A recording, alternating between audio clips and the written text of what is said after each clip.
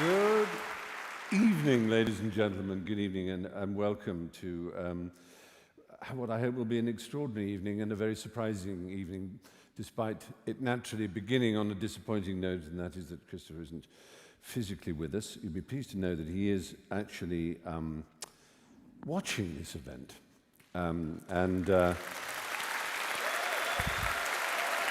He will be very pleased to hear that.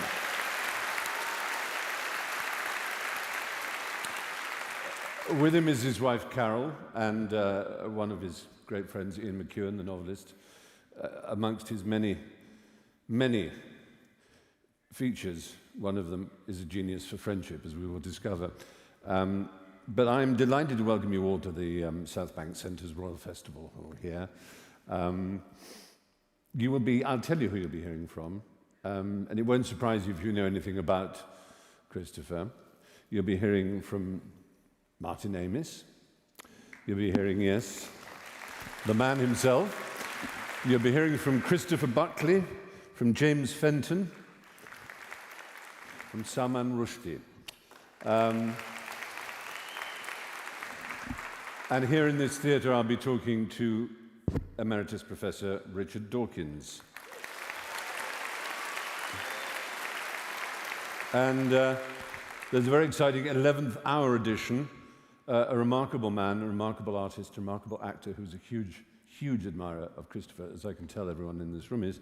And we're hoping, through the joys of Google Plus Hangout, to have a conversation with Sean Penn. So, first of all, I've just got a few words to say about Christopher Eric Hitchens. Yes, his middle name really is Eric. Maybe a comic name to us now, but it's A was the name of his father, and B, of course, was the first name of a writer, polemicist, essayist, and political thinker on whom Christopher has written a book, and from whom he can rightly claim descendancy and influence. Eric Blair, whose pen name, of course, was George Orwell. You can call Christopher Hitch. You might call him the Hitch. You can address him as Mr. Hitchens or Christopher. But if you wish to emerge from his presence unscathed, don't even think of calling him Chris.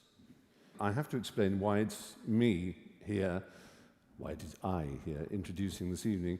An evening during which Christopher and I were scheduled to shoot The Breeze, him in Washington, D.C., and myself here. I can't claim to call him friend with anything like the depth of meaning that several of the people we're going to hear from this evening can, but I can at least claim the privilege of having debated with him by his side at Hay on Wye and here in London for Intelligence Squared. And I can claim, too, that we call each other Old Horse, like Stanley Ukridge, or Old Crumpet, like Barney Phipps or Ufi Prosser, for we share a love and a great passion for the works of P.G. Wodehouse, and such things form a bond. The first thing I want to disabuse you of is the notion that Christopher is an earnest and humorless, political and utterly sanctimonious figure, as he is sometimes painted. He has fought for all kinds of causes all his life. He has stood up against bullies. He has outraged those who assumed he was a natural ally. He has poured all his energies, talents, and enthusiasms in 1,000 directions, but always, always with wit, with panache, with a sumptuously exquisite use of language, with a deep understanding that the connection between style and substance is absolute. A true thing, badly expressed, is a lie. Christopher has opened up debate, given voice to ideas and causes that without his talents would have been less ventilated and less understood. He has done so from a position of learning and understanding that earns the accolade, no matter how unloved and forlorn it is in Anglo-Saxon nations, of intellectual. Like me, he's Jewish on his mother's side, the side that counts. Like me, he's busy and productive, but unlike me, he is not a cheap whore. Well, I thank you for that applause. I say that, I'm actually quite an expensive whore, and I like to think I'm a good whore, because I kiss. But I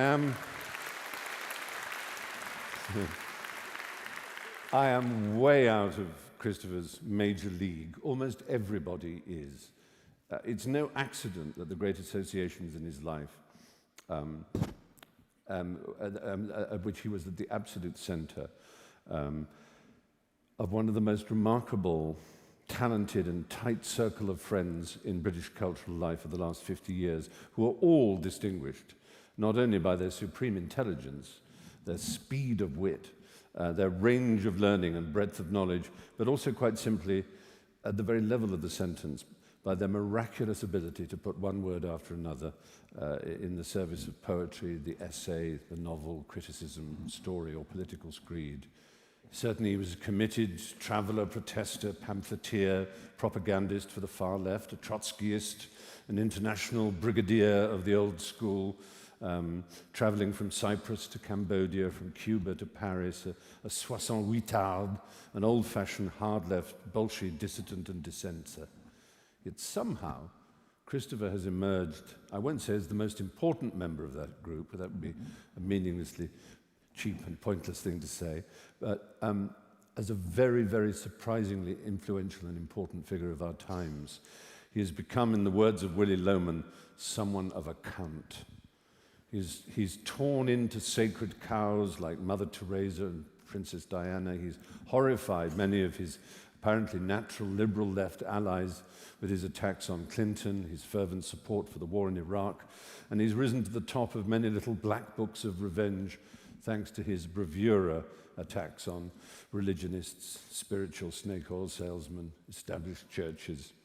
But risen he certainly has, to a point of fame, adulation, and attention that I think has surprised no one more than himself.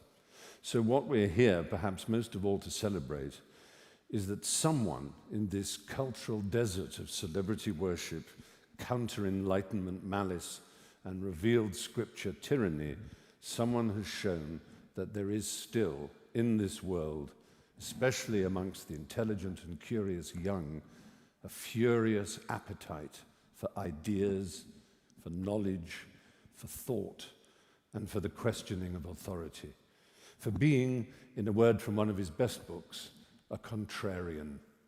In that sense, Christopher Hitchens can rightly be described as a hero, not of the left or of the neocon right, not of libertarianism or of liberal humanism, but a hero of the mind.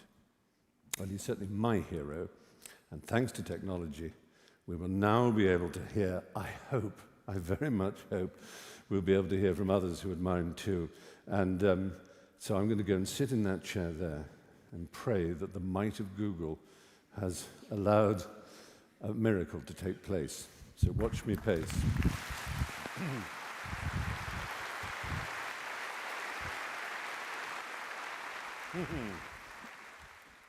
Oh, look, there's Sean. Hooray!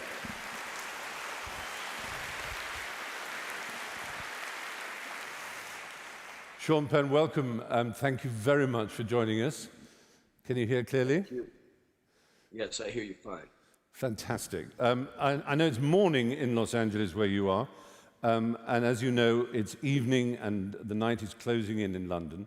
And I know you admire Christopher Hitchens enormously, and there are many, many reasons why one might. And I believe that one of the reasons you admire him is for the extraordinary, if you like, ferocity and ultimately validated truth of his attack on one of the most powerful men in American history, and that is Henry Kissinger. Is that how you first came across Christopher, as a polemicist who attacked Kissinger?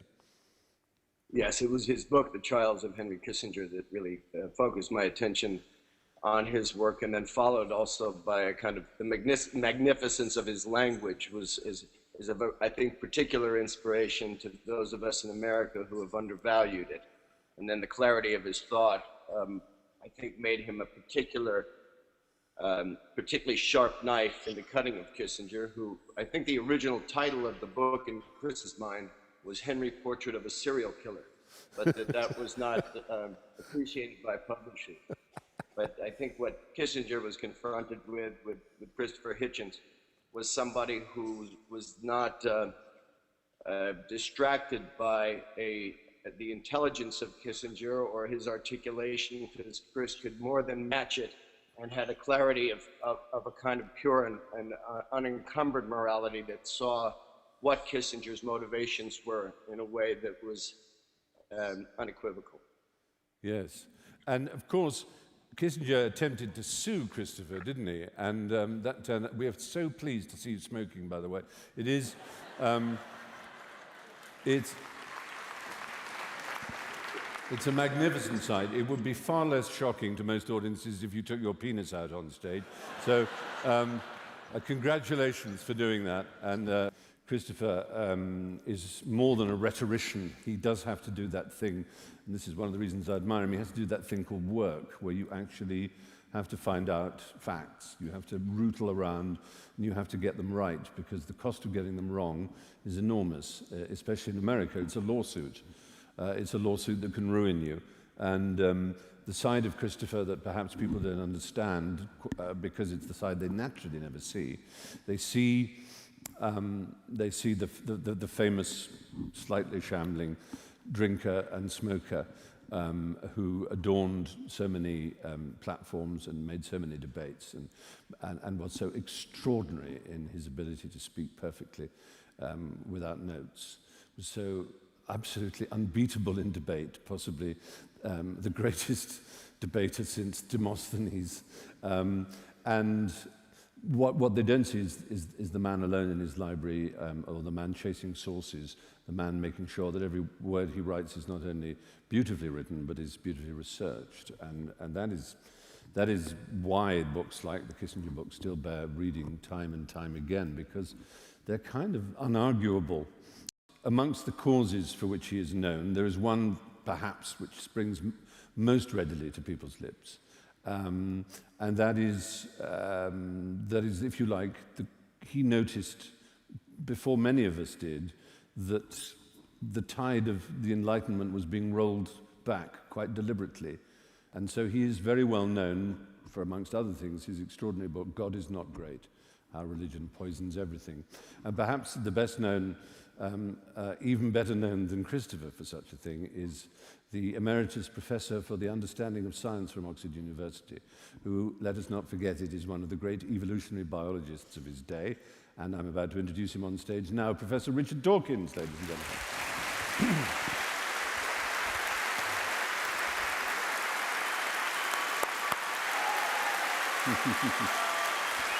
Richard, well done. Sit down. Hello.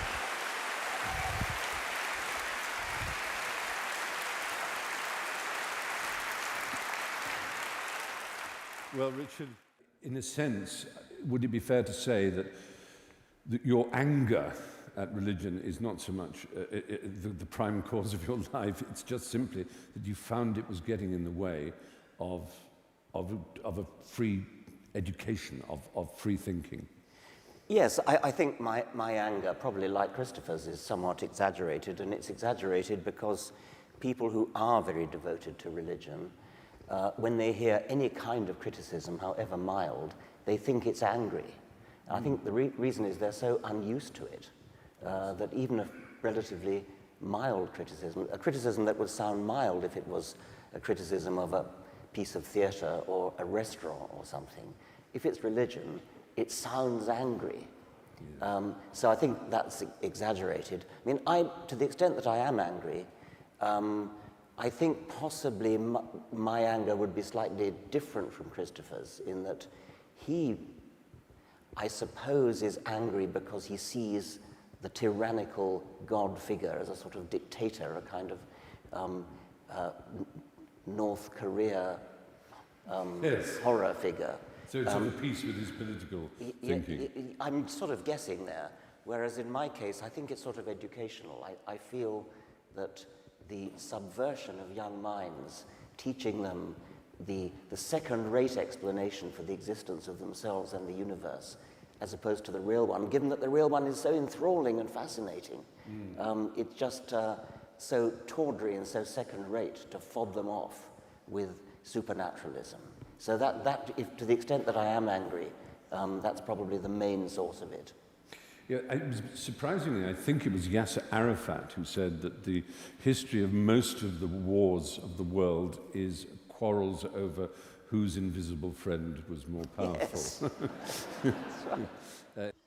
I suppose you will continue to get hate mail. I know Christopher has had the weird experience of having to decide which is weirder, the people who are praying for him, not necessarily even to get better, but to find faith in his moment of physical illness, or those who are gloating that he will roast for eternity in hell.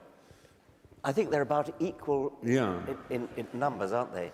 I wonder whether when they say, "I'll pray for you," he gives that wonderful reply, "I'll think for you." Yes. Brilliant.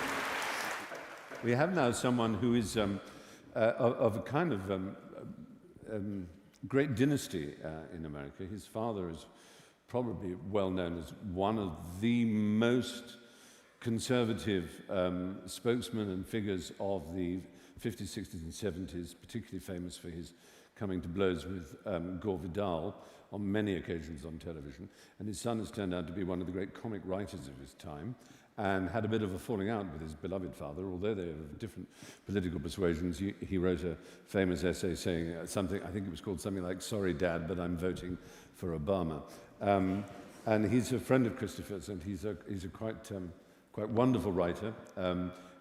In a common theme for the evening, from the great smoker Christopher Hitchens to the great smoker, as we now know, Sean Penn, we come to the author of Thank You for Smoking, Christopher Buckley. Hello, Christopher.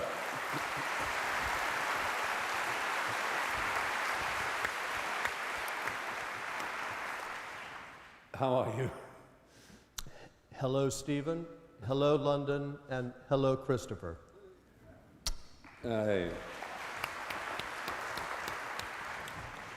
Now, you know something about the world of doctrinal politics in America better than most because, as I say, you come from a family, your father was a very well-known, very well-respected, also very well-feared spokesman for the right, and his name forever coupled with Gore Vidal's as jousting through the 60s. And you yourself have been a much gentler figure, but you, like Christopher, and I think it's a side that I want to reiterate about Christopher, are a comic writer. Christopher is one of the wittiest writers in English, as well as sometimes one of the most savage. Would you agree with that? I would absolutely agree with that. As a footnote, it was my father who I believe gave Christopher his first exposure on American television.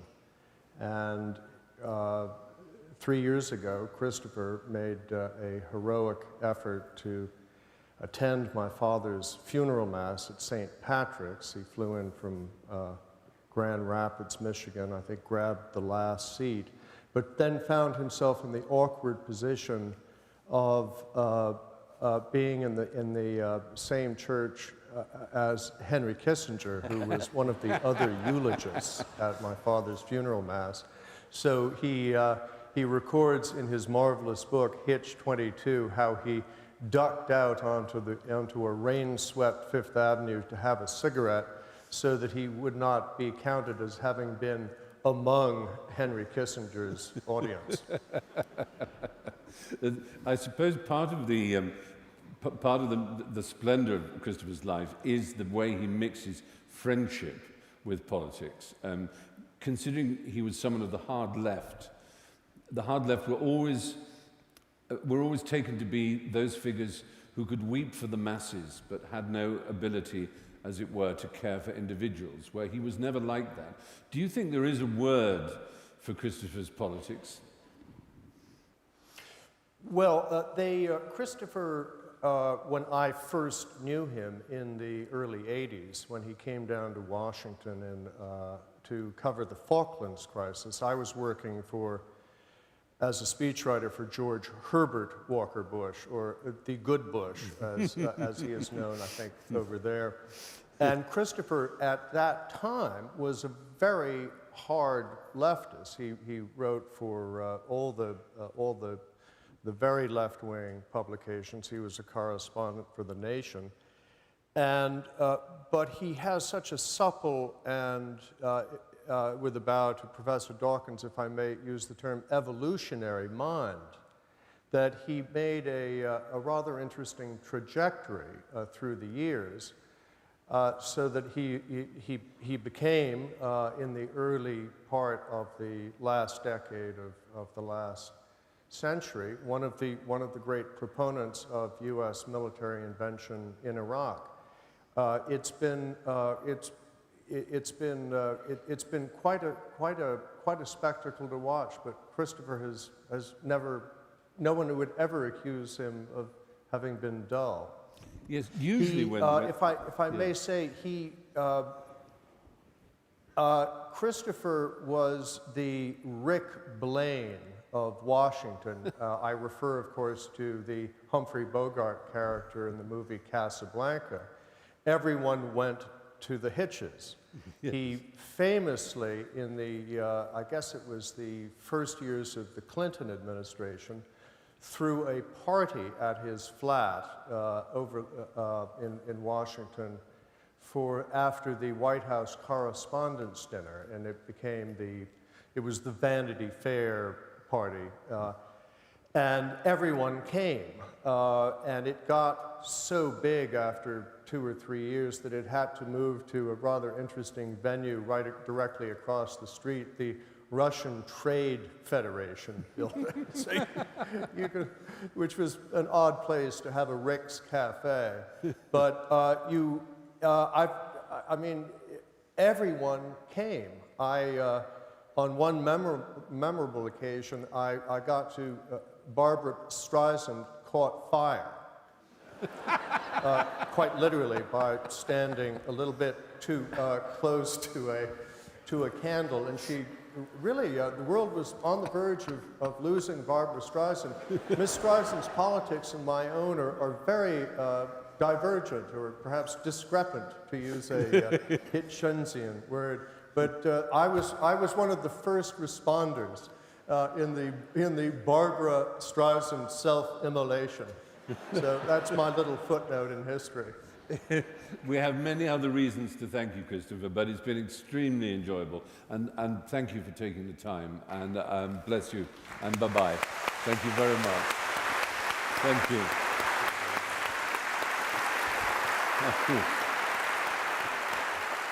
I'm going to do my best to check to see.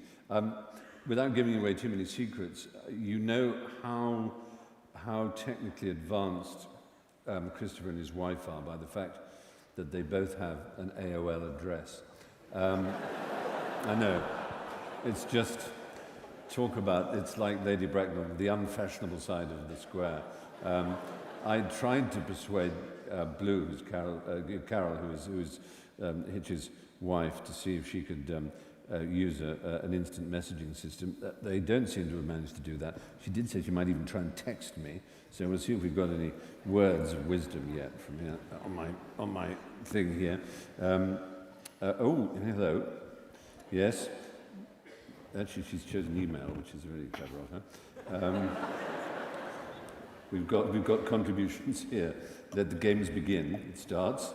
And these are actually being typed by Ian McEwan because apparently his fingers are better. So, we get. This is from Ian. I talked until late last night with Hitch. We were discussing the non-communist left of the early 50s. He can't run a mile just now, but be reassured the Rolls-Royce mind is purring smoothly, which is a very good line there from Ian McEwan. Now I'm going to introduce someone whom I've admired, and I wish I could say I knew. I know him through his poetry. I think we are lucky to be living in a time when there are still great poets. Seamus Heaney is still with us, and I do believe that the greatest English poet alive is James Fenton. He is simply remarkable. If you don't know his work, it is the most, it's as accessible as Philip Larkin, as deep as Eliot or any poet you wish it to be. It's as long-lasting and as refreshing to the mind as poetry can be. It is absolutely perfect. He has been one of Christopher's closest friends for the longest possible time since their Oxford days as undergraduates. And he is in New York, so we want to say hello, if we can, to James Fenton. Hello. Hello. Hello. Thank you. James, I've spoken a little about the extraordinary sodality, the group that you form with Martin and Ian and Clive James and Salman and Christopher, a group of friends who have stayed together in a way that is really quite extraordinarily inspiring. I wish I could say I knew anyone of my generation who had an equivalent. And it's not only the strength of your friendship, it is also the quite astounding depth of all of your individual talents.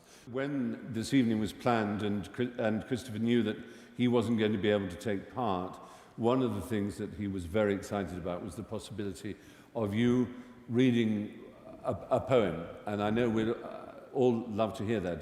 Yes. Which one have you chosen? Yeah, and you suggested it as the skip? The Skip, which is one of Skip my favourites. is the one that Christopher suggested. Good. Well, we'd love to hear it. Well, then I'll read it. And I'll just say, before I do so, what I always say in America, I know that I'm talking to you in England, but in America we say that a skip is a dumpster. The skip.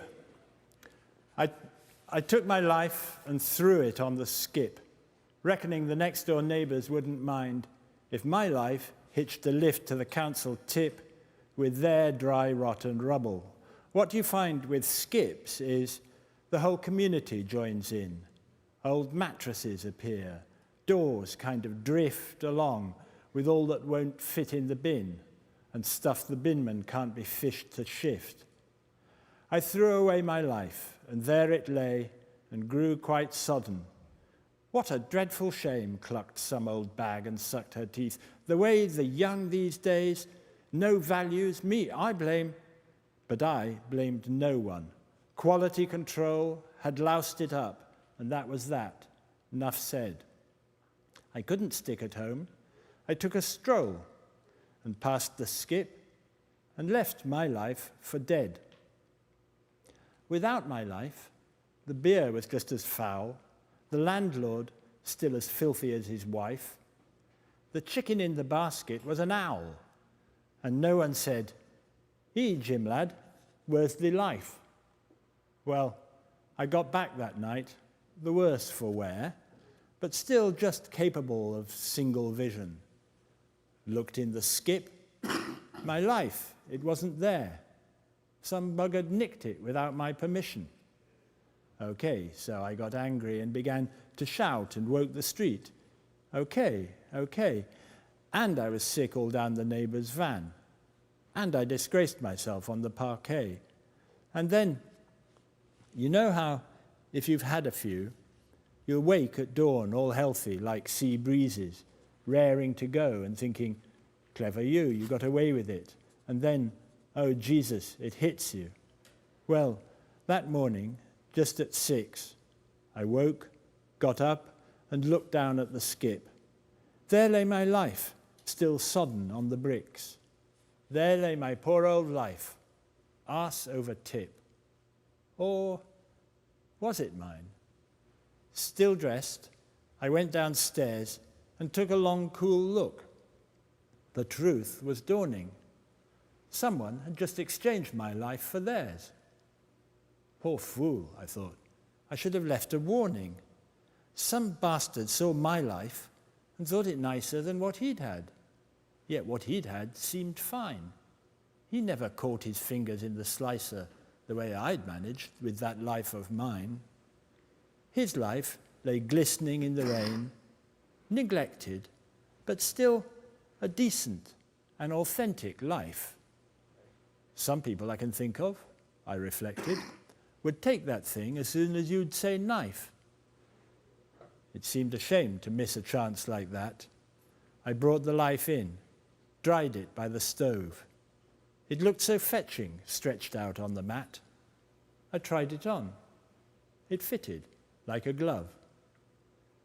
And now, when some local bat drops off the twig, and new folk take the house and pull up floors and knock down walls and hire some kind of big container, say a skip, for their old doors, I'll watch it like a hawk, and every day I'll make at least, half a dozen trips. I've furnished an existence in that way. You'd not believe the things you find on skips. Thank you so much. Thank you. Thank you very much, James Fenton. The wonderful James Fenton, ladies and gentlemen. Thank you very much, James. Thank you. Now, the person we're next going to speak to is, in my opinion, aside from being a really great writer, I think his place in Christopher's life may be an explanation for some of the ways that Christopher's politics changed. And that is the man he defended so brilliantly when, quite equally shamefully, so many on the left refused to come forward and defend him. And that is the man who for years had to hide with the threat of death on him for writing a book which, if you haven't gone back to reread it, is a marvelous, marvelous novel. He continues to write marvelous novels. He continues to be the one and only Salman Rushdie. Hello, Salman. Hello, Stephen. Hello, Richard. And hello, Christopher. It's wonderful to see you here. There's not making this an Oxford and Cambridge fight, because, of course, Christopher was both, having gone to school in Cambridge and then university in Oxford. But there's a Cambridge tradition which is very mocked by the hard left, which might be said to be represented by the philosopher G.E. Moore and by the Bloomsbury Group, and in particular by the writer E.M. Forster, and that is the cult of personal relations. And there's a famous line of Forster's, which is, if it came to a choice between betraying my friend or betraying my country, I hope I would have the guts to betray my country. And that, if you like, was the starting point of that cult of personal relations, as you know. And I've often wondered that if the Satanic Verses had been written by someone who wasn't an incredibly close friend of Christopher, do you think he would have been activated in quite the way he was? In other words, was your friendship a part of a proof that he wasn't all hard left, that there was a part of him that was also just a little bit Bloomsbury? You know, I think probably he'd have reacted exactly the same way, because I think what got up his nose was the idea that an aged prelate in an antique land could sentence to death a writer across the world for the crime of writing a book. I think it just was something he couldn't countenance. But I do think that what happened then was that his friendship with me drove him to become the most extraordinary ally and helper in those hard times. I remember when, after many years or a very long period of effort, we managed to arrange, partly with Christopher's help, a meeting with President Clinton. I actually was staying at Christopher's house, left from Christopher's house to go to the meeting, which was on the day before Thanksgiving. And on the day before Thanksgiving, the President of the United States always has to ceremonially pardon a turkey. One turkey. Tom the turkey is pardoned, all the others are killed. And I was going to be seeing Clinton immediately before the pardoning of the turkey, and so we imagined the possible headline of the newspapers the next day, which was that Clinton pardons turkey, Rushdie gets stuffed. However, as it happens, the meeting was quite successful. And I remembered that George Stephanopoulos, then an aide of Clinton's, who had been very helpful, was so excited when the meeting took place that he called Christopher at his house and said, "The eagle has landed." And So Christopher was very, very much at the heart of that struggle. And I've been grateful to him is understating what I feel. And also, his fury was not just towards, as you rightly say, an aging cleric in an antique land, but also towards quite a startling number of writers in Britain and America who were very lax in coming forward in what seems to me so clear-cut a case. There were people who said, "Oh, I've read the book and don't think it's very good," as if that might be a reason why you should be killed. There were others who said that because you were yourself of a left inclination, it was an outrage that the police should defend you. And I think it was as much his fury at the lack of defense from others as from the fatwa itself. Is that a fair analysis? Yeah, I think that's so. But I mean, for me, just the main memory of those years is that Christopher was always there when I needed him. You know, one of the things I learned in those years is the meaning of a friend in need. You know, and Christopher was a transcendent example of that. He was there for whenever I needed him, for whatever I needed him for, and that was just to do both with his principles and the way in which he felt those principles were offended by the attack on my book, but also by his, as we know from his memoir, his enormous gift for personal friendship. Exactly, and I was going to return to his memoir, Hitch 22. When he first, as it were, introduces you, it might come as a surprise to those who don't have the privilege of knowing you, that almost the first thing that impressed him about you was your facility with words and the fun and games you had with words. Can you take us through some of your particular games that you used to play? Well, Christopher, is a very funny man, and we did invent one or two sort of ridiculous word games. Well, perhaps the one I could share with you is the one about titles that don't quite make it. And examples of this would be A Farewell to Weapons, or For Whom the Bell Rings, or Mr. Zhivago, To Kill a Hummingbird, the catcher in the wheat, Melville's great masterpiece, Toby Dick, etc. These were games that we played. Martin and he had a more obscene game, but there was the game about hysterical sex, where you replace the word love in the titles of things with the phrase hysterical sex. That gives you hysterical sex in the time of cholera. Hysterical sex is a many splendid thing. All you need is hysterical sex. And so on. These were the absolutely wonderful. These were the silly games we played. Thank you, Salman Rushdie. Thank you so much. So well. Thank you. Well, there you are, you see. There's fun to be had. It is an extraordinary thought, isn't it? That all those people, those young people, I mean, not one of them a leader in their field as novelists. And I love those word games. And another one that I remember they played was to substitute the word dick for heart. So my dick is like a red, red rose. Very pleasing. Will you be my sweet dick? Yes. We're now going to talk, I hope straight away, to the centre of the sodality, at least according to James Fenton, and that is one of the great novelists of our times, also a great essayist of our times, and of course one of Christopher's greatest friends, Martin Amis. Are you there, Martin? Hello. I'm here.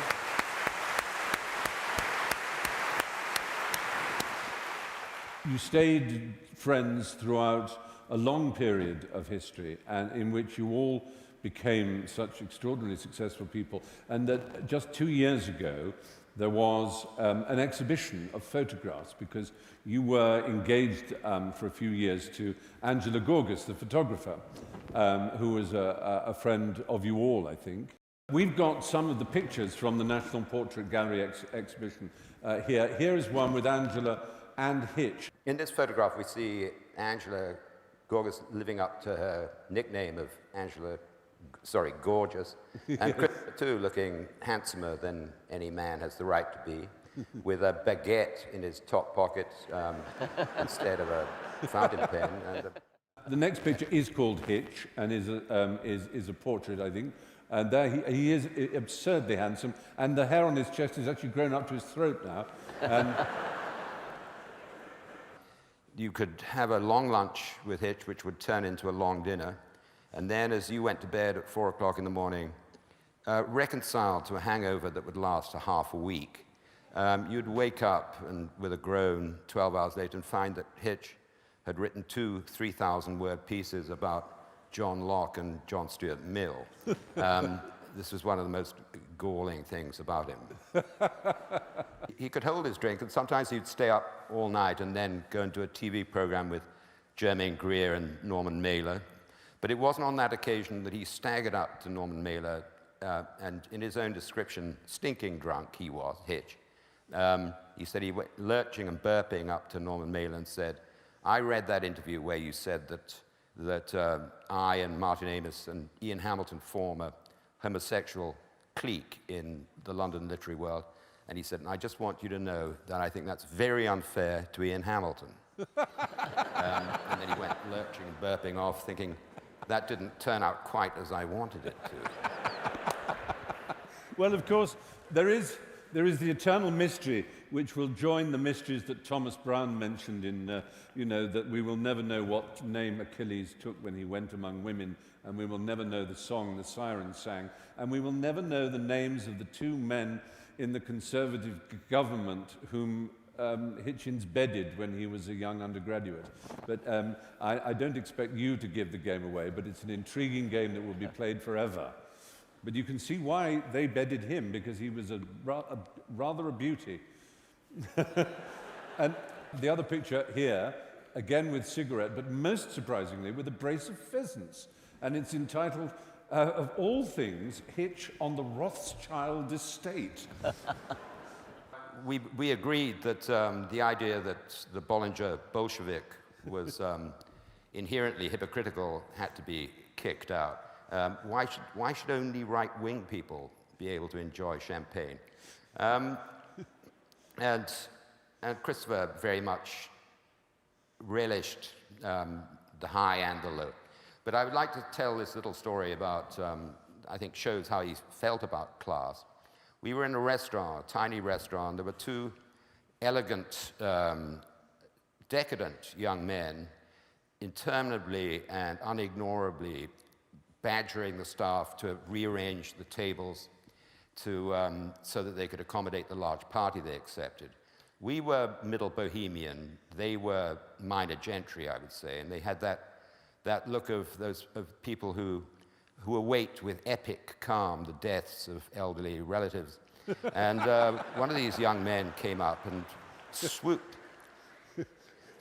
down in an elegant crouch in front of Christopher and me, and he was obviously going to ask us to move tables.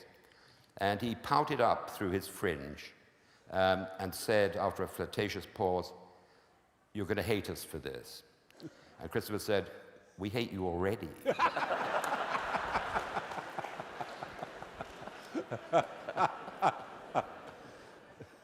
It's wonderful of you to have joined us. Martin Amis, thank you very much indeed. Thank you. Magnificent. I want to end by thanking all the contributors from around, from Los Angeles, our short glimpse of Sean Penn and his cigarette, and all of Christopher's friends, for Richard, who took a train from Sheffield, I believe, where you were, just to be here tonight, and for all of you for coming, even though you knew that the real hero was not going to be present. I did speak to him on the telephone before I came on stage. His voice was hoarse, but excited. He is thrilled that this evening it happened. And I know that on behalf of him and his wife, he would want me to thank you all very warmly for coming and for allowing us to have, it's not really the kind of thing I do very well, this kind of television presentation and speaking to delayed satellites, but you've all been unbelievably kind and supportive. And thank you very much indeed, is all I can say on behalf of us all. Thank you.